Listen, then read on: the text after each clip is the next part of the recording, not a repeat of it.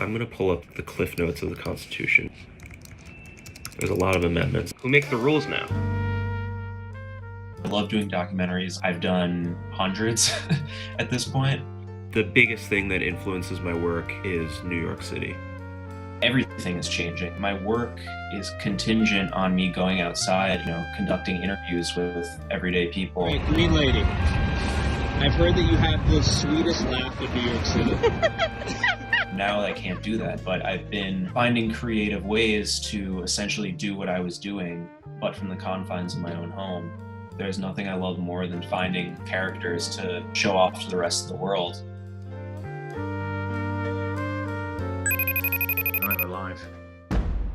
What you're missing the most about what you used to do? What I miss most about, what I would do pre-COVID-19 is just being outside and talking to people. There's nothing I love more than just interacting with amazing New Yorkers. As soon as I learned that we were going to be in isolation for the foreseeable future, I decided to get creative and figure out how I can bring these amazing New Yorkers to the people from the confines of my room.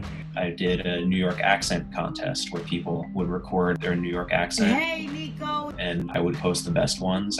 I think you're a fucking moron. I did a talent show from home. We had dancers and singers and jugglers and artists. If you're creative, you'll always find a way to make lemonade with lemons. You said you felt like during these times we kind of have to put everything on hold. That also meant we put the Constitution on hold. It's really complicated. The Constitution is obviously important. The president, he's going ahead and making all these new rules. Like, who gets to say, when the country opens back up? Like, we've never dealt with this before. Freedom of speech is obviously extremely necessary, but I don't believe in freedom of spreading false information. The president had a gut feeling, a couple months ago that the country would open back up by Easter. That kind of speech is obviously very harmful. Like, that kills people. Do you think America's still going to be this kind of beacon of freedom after this? It's going to take some time for us to heal.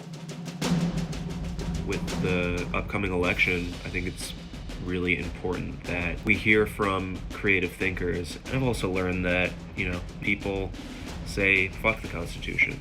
Everything's in crisis right now. The world is in crisis. The Constitution is in crisis. Who knows if we'll ever heal from this? In these times, I ask myself, will the Constitution hold up? I feel like maybe now is the time to scrap it and start from scratch.